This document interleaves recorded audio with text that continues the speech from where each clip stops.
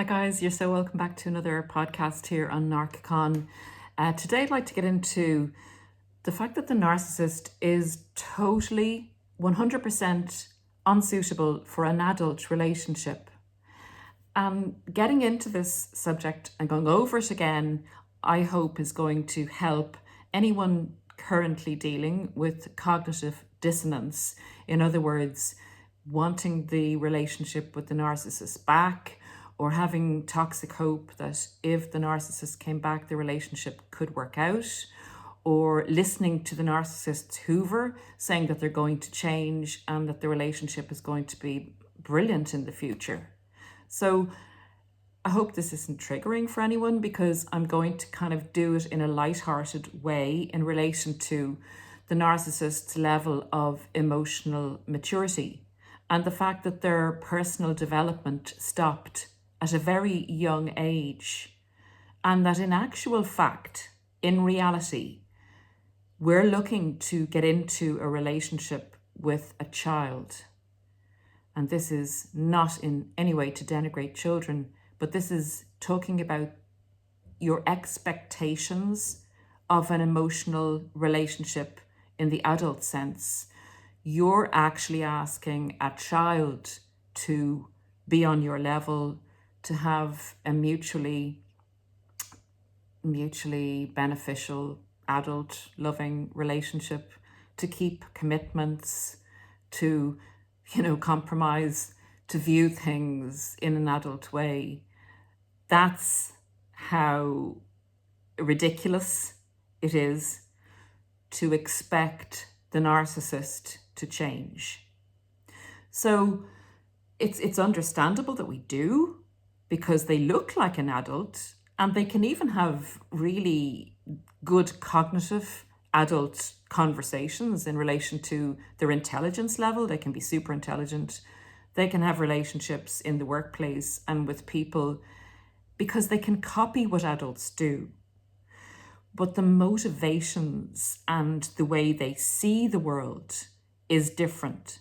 So whereas you can say, well, look, I have this narcissist in work and, I explain things to them, they get it, and they're quite sympathetic in some ways with me when, they're on side and all those things. They know how to present. They've learned social etiquette to a certain extent.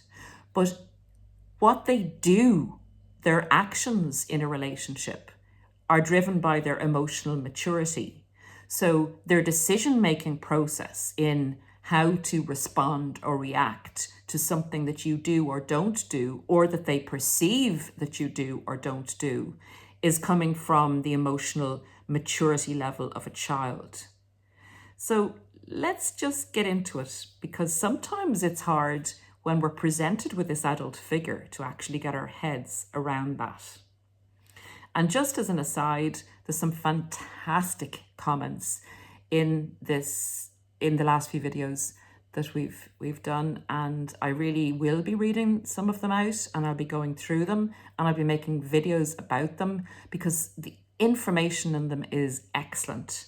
And to anyone that I've left a little comment down on your comment, that will be coming. So thank you. Keep commenting. You're helping people. Right.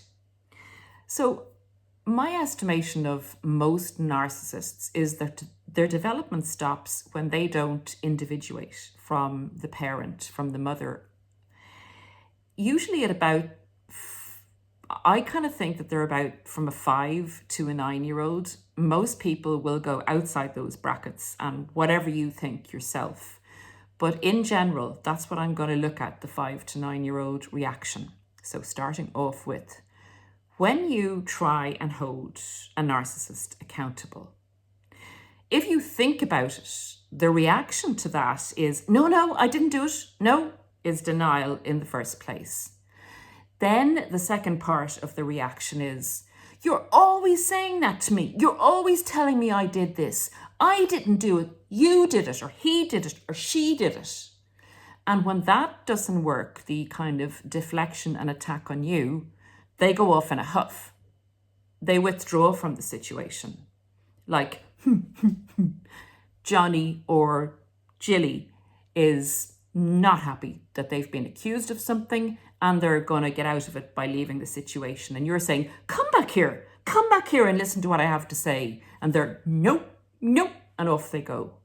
So that is essentially what happens when you hold a narcissist accountable. The second thing I can bring up would be when a child, say, goes by a toy shop window and they see this beautiful, shiny new car. Say, Mummy, Mummy, Mummy, Daddy, Daddy, can we buy it? Can we buy it? I want it. I want it. I really love it. It's just gorgeous.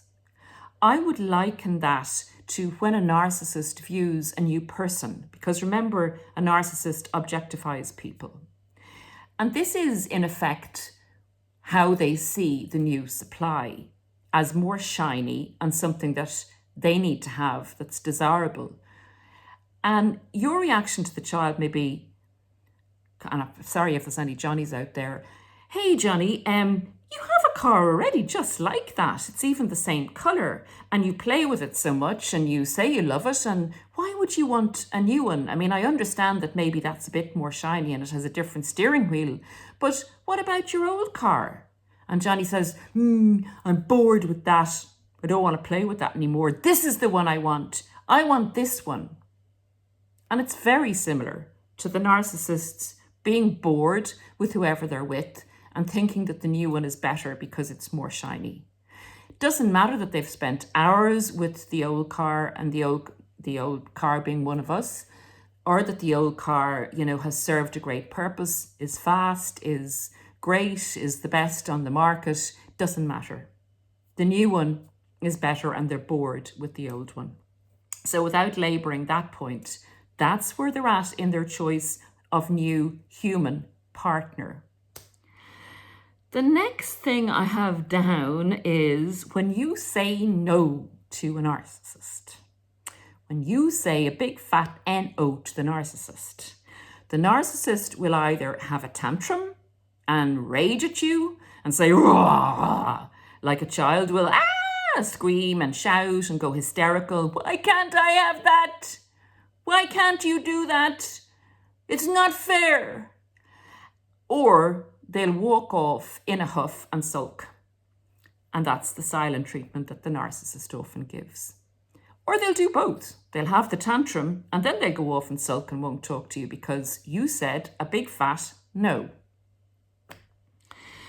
Another thing that they will do is, to get their way, they will say to you, like a child would, oh, please, please, Mummy, please, Daddy, I love you. You're the best. You're the best.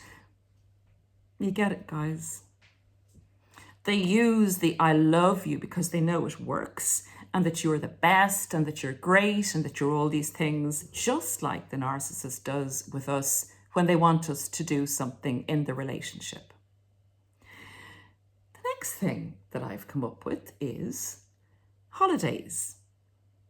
Even if you're financially, you've got bills to pay, you've responsibilities, the kids need new things, school things, important things, your mortgage has to be paid. The narcissist hears that Jojo down the road or someone in work is going on this great holiday, and I actually have a living example of this, and they come and say to you, they're going on holiday. You say, oh, that's great for them. Yeah, but we should go on holiday. Why can't we go on holiday? Because we have bills to pay. Unfortunately, we've been on holiday already. Look, I think we should just do it. We should just do it. Let's go on holiday. Because they want to go back to Jojo and said, well, we're going on holiday too. And we're going on a better holiday. We're actually going to the Caribbean or the Seychelles. And you're only going to blah, blah. The irresponsibility around money and life stuff. And they try and convince you that it's a good idea not to be responsible or committed to the life stuff. The next thing I have down here is, if you ask them to do things for you instead of the other way around, you're nagging them. You're always nagging them. Why can't you stop nagging them? Why can't you just do it yourself? Or I told you I would do it. There's this, not an adult attitude like, I'm sorry, darling, I know I said I'd do that and I should have done that and I will commit to doing that tomorrow. No. You're always nagging me. You're so annoying. Or they won't talk to you. You want to just do a little thing for yourself, like go out with your friends or go visit your family on your own. Why can't I come? Why can't I come? Because they remember at certain stages in the relationship, they really want to keep an eye on you and they want to make sure that no one else is giving you validation or getting an opinion in, or you don't get the opportunity to talk about them with anybody else that might actually set you straight on what you're dealing with. This doesn't happen towards the end when you're in the devaluation stage. They're quite happy for you to kind of give them a bit of spare time so that they can be going to the shop where the shiny new car is to see if they can get the new car despite what you've said and despite the fact that you're a very good functioning car. Again, this happens at different stages in the relationship. But there is the kind of, why can't I come? Bring me with you. When you set boundaries with the narcissist, usually towards the end of the devaluation stage, when you kind of cop on a bit and say, hey, this is a bit odd. Like, this is all going one way. This is meant to be a two-way relationship, and this is all going one way. You start to set some boundaries and actually ask for your needs to be met in some way. The narcissist will get really annoyed at you and again think about the new car and again go off and change you up for someone else. Just like in the schoolyard, they'll say, well, I'm not being friends with you anymore because you won't do what I say. And I'm in charge of this gang and you won't do it, so I'm going to find a new friend. They go find the new friend and they look at you from the other side of the schoolyard sometimes, although they can't hide their new supply. But if they want to flaunt the new supply in your face, they kind of come round and they say, I'm with my new friend. I'm with my new friend. And they put the new friend like, we're best friends now. We're best friends, and everyone in the schoolyard knows it. And coming on to the smear campaign, where they are so annoyed at you and you're not even reacting to their new friend, that they're smearing your name all around the schoolyard and saying, well, she's really bad and she was really mean to me and I had to go and get a new friend because she was so awful to me.